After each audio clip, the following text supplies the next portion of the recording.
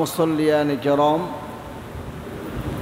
আল্লাহ পাক সুবহানাহু ওয়া তাআলা আমাদেরকে জান্নাতে নিতেই পছন্দ করেন, ভালোবাসেন। তার প্রিয় কোনো বান্দা, তার ভালোবাসার বান্দা জাহান্নামের আগুনে জ্বলবে, এটা আল্লাহ পাক কখনোই চান না। আল্লাহ পাকের বিধিনিষেধ অমান্য করে পাপাচারী হয়ে আমরা যখন জাহান্নামের আগুনে যাব, জ্বলব, তখন অবশ্যই এটা আমাদের নিজেদের কারণেই। আল্লাহ পাকের এতে কোনো দায়িত্ব নাই। আল্লাহ পাক জ্ঞান দিয়ে, বুদ্ধি বিবেক দিয়ে, গুনাহের পথকে ছেড়ে দিয়ে আল্লাহর নির্দেশিত পন্থায় চলার জন্য নির্দেশনা দিয়েছেন, বিধান নাজিল করেছেন, আইন ও কানুন বলে দিয়েছেন। তারপরে যখন আমরা নিজেদেরকেই জাহান্নামের অভিমুখী করব, এতে আল্লাহর কি থাকতে পারে, আল্লাহর কি দায়িত্ব থাকতে পারে? আমরা যেন সবাই আল্লাহ পাকের ভালোবাসা পেয়ে আল্লাহর সাথে সম্পর্ক স্থাপন করে, আল্লাহর সাথে যোগাযোগ রক্ষা করে, আল্লাহর ভালোবাসা পেয়ে জান্নাতে স্থান করে নিতে পারি, সেরকম যেন আল্লাহর বান্দায় পরিণত হতে পারি। আমরা সবাই দোয়া করি, আল্লাহুম্মা আমিন। আল্লাহর ভালোবাসার বান্দা হতে গেলে, আল্লাহর সাথে যোগাযোগ রক্ষা করতে হলে সকল প্রকার অবৈধ অনৈতিক পাপের রাস্তা, গুনাহের রাস্তা ছেড়ে দেওয়ার দরকার আছে না নাই? আছে না নাই? আছে। কারণ আমরা যে গুনাহগুলো করছি, আমরা যে অন্যায়গুলো করছি, এর প্রতিটা ডকুমেন্টারি তৈরি হয়ে যাচ্ছে। প্রত্যেকটা অপরাধের সাক্ষী আছে না নাই?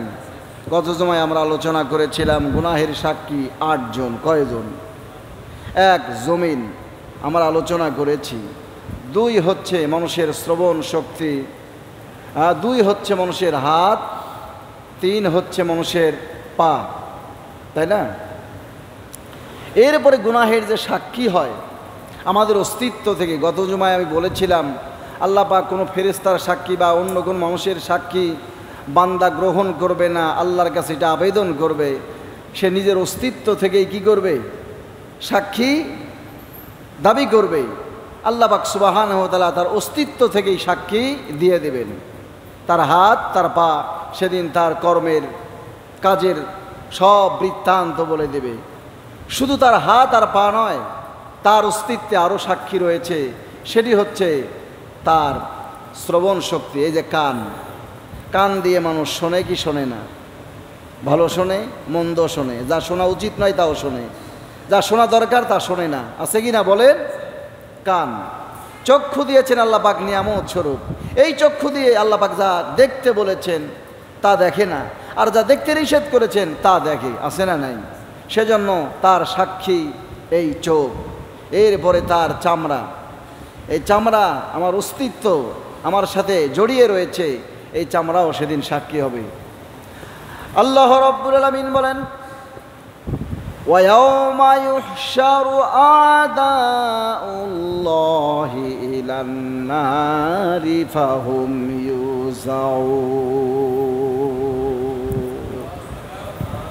যেদিন আল্লাহর দুশমনদেরকে, আল্লাহর শত্রুদেরকে, এই গুনাহ পাপাচারী ব্যক্তি, গুনাহকারী ব্যক্তি, এদেরকে আল্লাহ দুশমন বলেছেন। কাফির, মুশরিক, বিদআতপন্থী, মুনাফিক, জালেম, স্বৈর শাসক, স্বৈরাচার, পাপের পথে মানুষের জীবনকে বিনষ্টকারী, এই পাপাচারীদেরকে আল্লাহ পাক তার দুশমন বলে আখ্যায়িত করেছেন। এই দুশমনদেরকে যখন জাহান্নামের কিনারায় নিয়ে আসা হবে, জাহান্নামের লেলিহান শিখার কাছাকাছি আনা হবে, তারা হবে বিপর্যস্ত। তাদের সেদিন হবে বিধ্বস্ত চেহারা, তারা হবে হতাশ। হাত্তা ইদা মা জাউহা শাহিদা আলাইহিম সামউহুম ওয়া আবসারুহুম ওয়া জুলুদুহুম বিমা কানু ইয়ামালুন। এমনকি যখন তাদেরকে জাহান্নামের কিনারায় নিয়ে আসা হবে, তখন তাদের শ্রবণ শক্তি, কান, তাদের চক্ষু, দৃষ্টি শক্তি এবং তাদের এই যে ত্বক রয়েছে, চামড়া রয়েছে, যা তার সাথে নিবিড়ভাবে জড়িয়ে আছে, এই কান, চক্ষু, চামড়া সেদিন তাদের কর্মফলের কিভাবে সাক্ষী দিবে তাদের কাজে, দুনিয়াবি কাজের সেদিন আল্লাহর কাছে এদের বিরুদ্ধে সাক্ষী দিবে, মামলা দায়ের করবে। কান তার বিপক্ষে আল্লাহর দরবারে সাক্ষী দিবে, চক্ষু তার বিরুদ্ধে আল্লাহর দরবারে সাক্ষী দিবে, শরীরের ত্বক চামড়া তার বিরুদ্ধে দাঁড়িয়ে যাবে।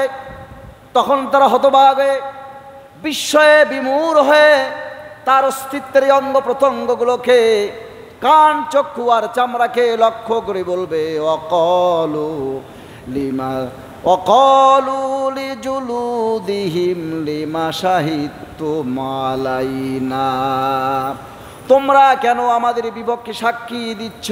হে চামড়া, হে ত্বক, তোমাকে কত আমি সুন্দরভাবে রেখেছিলাম, তোমাকে সজ্জিত করেছিলাম, মসৃণ করে রেখেছিলাম, তোমার কত যত্ন নিয়েছিলাম, আমার অস্তিত্ব হে আমার বিরুদ্ধে কেন আজ সাক্ষী দিচ্ছ?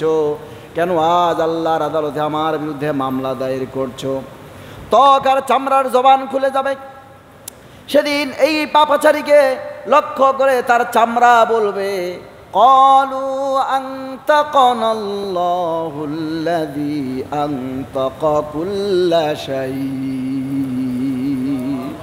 আল্লাহ রাব্বুল আমিন প্রত্যেকটা জিনিসকে, প্রত্যেকটা বস্তুকে বাক শক্তি দিয়েছেন, কথা বলার যোগ্যতা দিয়েছেন।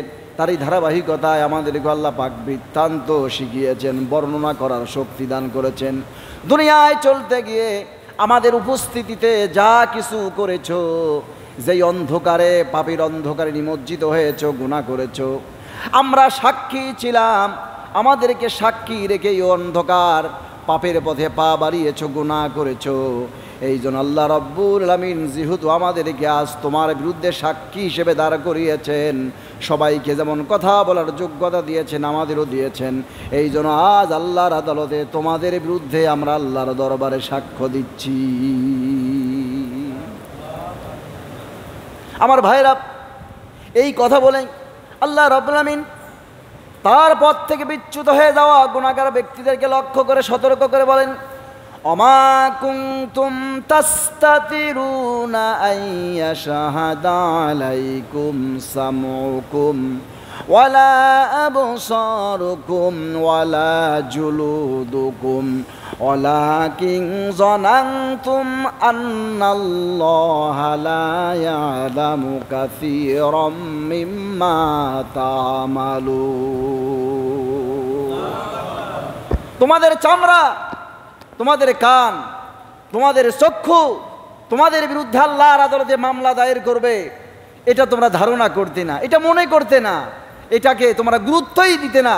এই ধারণা, এই চিন্তা, এই মন তোমাদেরকে ধ্বংস করে দিয়েছে, আল্লাহর পথ থেকে বিরত রেখে আজ জাহান্নামের উপযোগী করেছে তোমাদেরকে। তোমরা